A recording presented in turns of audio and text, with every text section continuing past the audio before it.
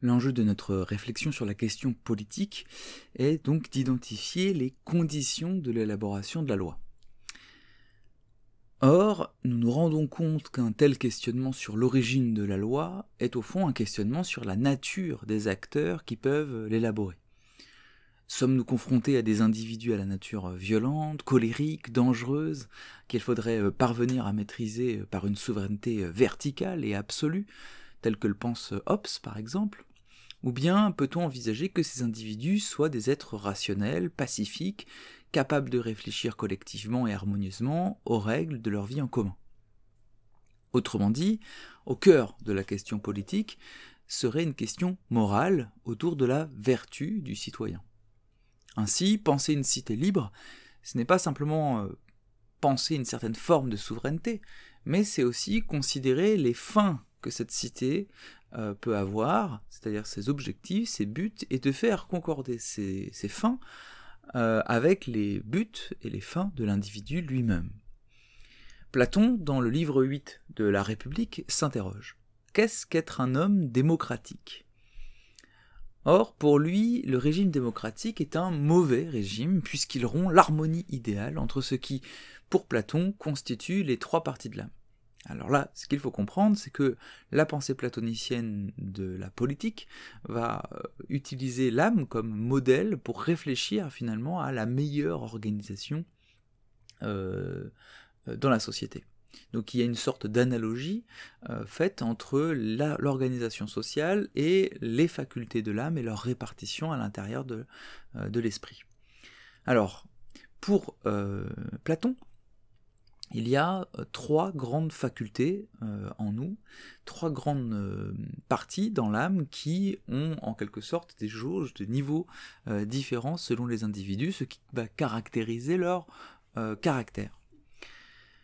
La première partie renvoie au désir, à l'animalité de l'homme, à sa dimension domestique, à savoir le plaisir qu'il peut avoir à créer son foyer. Cette première partie, cette première faculté, c'est ce que Platon appelle l'épithymia, le désir sensible, l'appétit. La deuxième faculté renvoie, au courage, à la recherche de l'action noble, et se nomme le thymos, ce qui signifie en grec le cœur.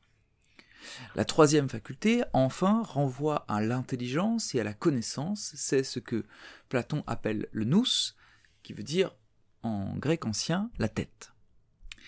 De fait, selon Platon, les hommes ne sont pas tous gouvernés par les mêmes parties de l'âme, et il existe donc des individus plus soumis par le désir que d'autres, et d'autres plus courageux que d'autres, et d'autres plus intelligents que d'autres. Platon considère donc que la hiérarchisation politique doit être l'expression d'une hiérarchisation naturelle et d'une différenciation naturelle des êtres humains. Pour le dire autrement, Platon ne considère pas que les êtres humains sont égaux naturellement, il considère en fait qu'ils ont chacun des jauges de facultés qui sont plus ou moins remplies. Il y a une analogie que vous pouvez faire si vous avez du mal à comprendre ce que je raconte, qui est l'analogie avec les personnages de jeux vidéo. Quand on joue à des jeux vidéo et que l'on doit jouer par exemple un personnage, il nous est parfois possible de choisir les jauges de caractères que l'on va remplir. Par exemple, lorsqu'on joue aux Sims, on peut remplir plutôt la jauge de sympathie et un peu diminuer la jauge d'intelligence, ou plutôt augmenter la jauge de courage ou de force et plutôt diminuer d'autres jauges, etc. Bon, c'est un peu le même principe chez Platon, vous avez ces trois jauges, l'épithymia, le thymos et le nous, et puis votre répartition à l'intérieur de ces facultés, la répartition de ces facultés en vous est un peu différente. Évidemment, si vous avez plus d'épithymia que de nous, vous n'aurez pas le même caractère que quelqu'un qui a plus de nous que d'épithymia. Et dans ce cadre-là, le régime démocratique lui apparaît comme une négation de cette différenciation, et est donc fondamentalement injuste, parce qu'elle ne place pas les différentes âmes à la place qui doivent être la leur. Le problème est la relation au savoir qu'entretiennent les hommes, et il considère que le peuple est dirigé par le désir, et donc par, en grec, la doxa. Donner le pouvoir au peuple, c'est donc déséquilibrer l'ensemble du corps politique, selon Platon, en niant la répartition naturelle des individus. Le peuple considère Platon est potentiellement un tyran parce qu'il ne pense pas, il est tiraillé par son épithymia fondamentale, et la conséquence de la démocratie doit donc nécessairement, ou doit en tout cas être nécessairement pensée comme prenant le risque de l'anarchie. Il ne peut pas y avoir de souveraineté populaire dans ce cadre-là, il faut un chef, sinon il n'y a rien. Donc la démocratie n'est pas, selon Platon, une constitution. Un État démocratique n'est pas une véritable constitution, mais un bazar de constitution, je reprends ces termes, où la licence, c'est-à-dire le fait de laisser les choses être faites, de laisser les choses pouvoir se faire, produit le désordre et la disharmonie. Or, quelle est la finalité de la polis, c'est-à-dire de la cité? Polis écrit P-O-L-I-S, c'est le terme grec qui veut dire la cité. Quelle est la finalité de la cité? C'est de produire à son échelle l'harmonie. La cité doit être à l'image de l'âme, selon Platon, harmonieuse, parfaite, immuable. Il faut donc, pour que la police réalise l'idéal du juste, c'est-à-dire du bon ordonnement du monde, penser un système qui reproduise à l'échelle politique la répartition des parties de l'âme. Donc là, on voit aussi que le problème de notre questionnement, c'est-à-dire la nature de la loi, qui fait la loi, c'est aussi une réflexion sur ce qui est juste. Pour Platon, un État démocratique ne peut pas faire la loi parce qu'il est fondamentalement injuste, parce que la justice, pour Platon, ce n'est pas l'égalité stricte des individus, c'est le fait que chacun soit à la place qui lui convient, à la place qu'il mérite. La cité idéale chez Platon est donc une forme d'aristocratie au sens originel du terme. En grec, aristocratie signifie aristoi, les meilleurs, kratos, le pouvoir. Donc le pouvoir au meilleur. Il faut ici se dégager du sens qu'a pris le terme d'aristocratie chez nous. L'aristocratie aujourd'hui désigne une certaine tranche de la population avec un nom en particule souvent et qui ont, on va dire, un privilège par héritage. Alors, à l'époque de Platon, c'est pas ça. L'aristocratie, c'est le gouvernement des meilleurs. Donc ce sont des individus qui ne sont pas aristocrates par héritage, mais simplement parce qu'on leur reconnaît des qualités particulières. Aujourd'hui, le terme qui on va dire, se rapprocherait du terme d'aristocratie tel que le pense Platon, c'est le terme de technocratie. Les technocrates, ce sont ceux qui auraient des compétences techniques particulières, particulièrement développées, et qui, en ce sens, auraient une forme de légitimité politique. Donc il faut donc, selon Platon, que les meilleurs soient ceux qui gouvernent. Platon pense qu'il y a une tripartition de la cité en 3 classes. Vous comprenez ici que la tripartition de la cité, c'est-à-dire la répartition de la cité en 3 classes spécifiques, renvoie à chaque fois, chacune des classes renvoie à une des facultés de l'âme. La première de ces classes est associée à l'épithymia, c'est-à-dire, donc je rappelle, au désir domestique, au plaisir entre guillemets sensible, et renvoie, pour Platon, aux travailleurs de la cité, à sa dimension économique, les paysans, les commerçants, les artisans. Alors pourquoi?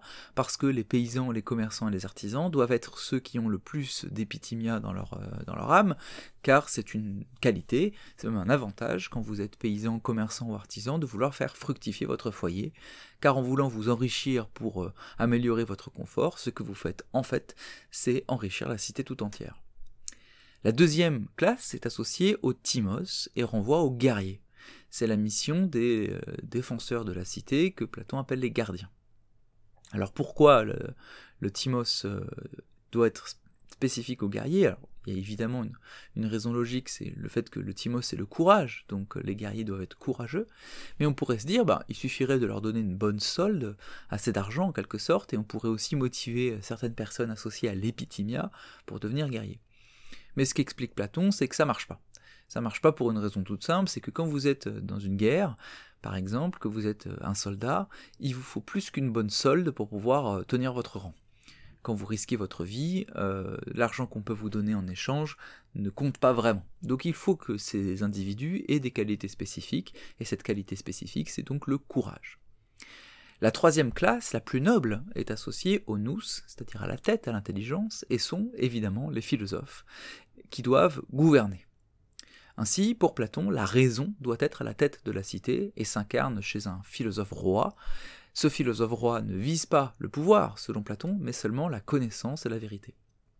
De ce fait, le philosophe roi est en fait désintéressé, et son usage du pouvoir est sain parce qu'il permet de rendre possible la paix. Alors la grande idée qu'il y a derrière, c'est que qu'est-ce qui fait que le philosophe et les philosophes sont les plus à même de gouverner la cité? C'est parce qu'ils sont déjà assez rationnels pour ne pas vouloir le pouvoir.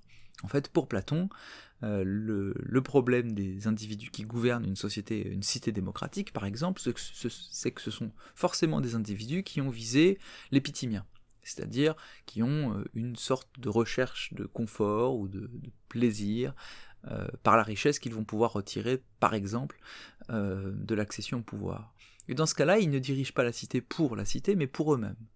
Alors que le philosophe roi, dans l'idéal platonicien, il vise simplement la vérité, il ne se vise pas lui-même, il ne veut pas le pouvoir, et c'est parce qu'il vise la vérité qu'il sera le plus juste dans sa manière de gouverner.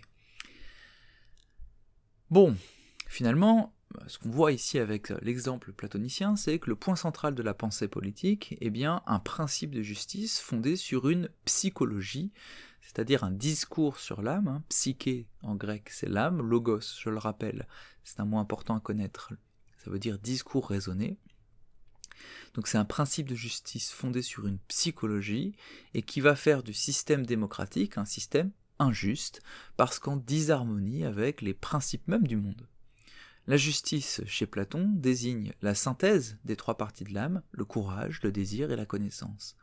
L'homme juste sera l'homme capable d'harmoniser ces trois facultés en se tempérant, en faisant preuve de courage et en ayant acquis la sagesse. Si la thèse de Platon peut être critiquée parce qu'elle se fonde sur une métaphysique que l'on peut remettre en cause, parce que en fait, elle imagine une tripartition de l'âme et beaucoup de considérations qui n'ont pas été appuyées par des preuves, elle fait néanmoins surgir le problème de la démocratie qui peut, sous certaines conditions, se transformer en tyrannie de la doxa. Ça sera la thèse notamment d'un auteur très important de la philosophie politique, qui s'appelle Tocqueville, et qui parlera du régime démocratique comme tyrannie douce. La justice platonicienne est fondée sur l'idée qu'être juste consiste à recevoir ce que l'on mérite. Et il pose donc un problème intéressant pour notre réflexion, au-delà de ce que l'on pense de son système, qui, par certains aspects, on va pas se mentir, est assez effrayant. Comment peut-on être certain qu'un peuple, qui est une masse indifférenciée d'individus, mérite le pouvoir ? Et là, on a un problème, en fait. C'est quand on pose la question de l'État fait-il la loi, et qu'on fait l'hypothèse que finalement l'État ne peut faire et ne fait la loi que si c'est l'État, c'est le peuple, il faut aussi se demander, mais de quel peuple parlons-nous ? La question est de savoir si, considérant que la cité poursuit la justice entre les êtres humains, elle peut réaliser cet idéal en étant dirigée par le peuple. À quelles conditions est-il possible de considérer le peuple comme une unité rationnelle et non comme une masse désirante ?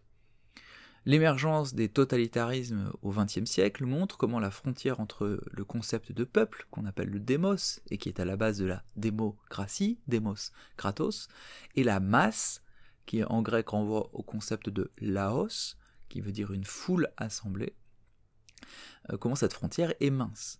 Alors pour clarifier ce que j'entends par la différence entre peuple, démos, et masse, laos, il faut imaginer que le peuple, c'est l'idéal d'un ensemble d'individus rationnels capables de s'harmoniser, de discuter ensemble pour pouvoir prendre la meilleure décision. Alors que la masse, laos, foule assemblée, est une foule d'individus qui se perd dans des affects, des passions, etc. Dans un mouvement de foule, par exemple, vous n'avez pas affaire à un démos, parce que si les individus étaient tous rationnels, cohérents entre eux, ils appliqueraient une stratégie un peu différente que celle qui consiste à courir n'importe où et essayer de trouver la porte de sortie le plus rapidement possible. La masse ne pense pas, la masse est stupide. Dans le totalitarisme, ce qui est motivé, ce qui est agité, c'est la masse.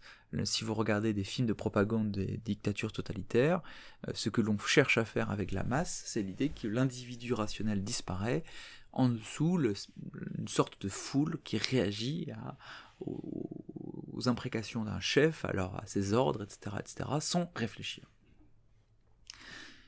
Dans le livre 3 des Politiques, Aristote cherche, lui, à définir le citoyen et la vertu qui doit être la sienne.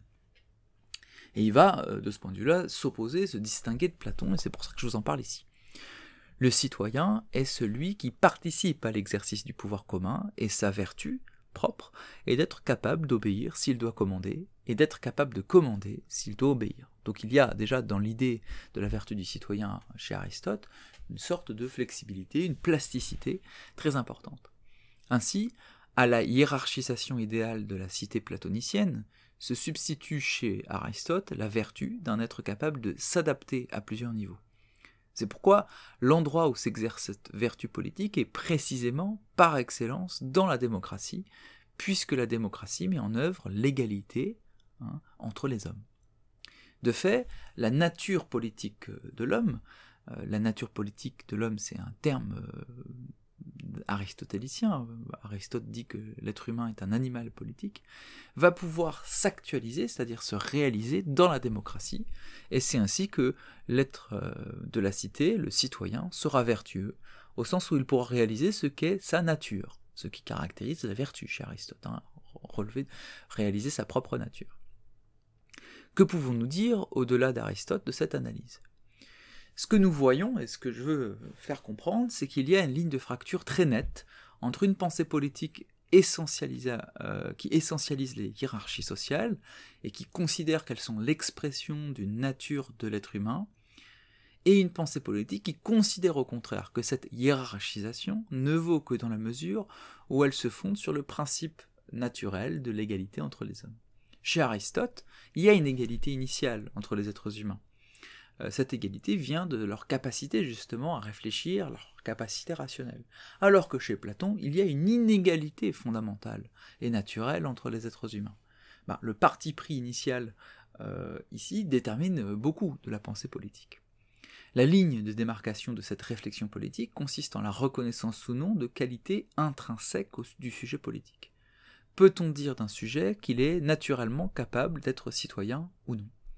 Ce que l'on peut dire en tout cas, c'est que la reconnaissance de cette vertu est le point de départ d'un État démocratique, et donc la condition sine qua non de l'exercice d'une liberté positive dans la cité.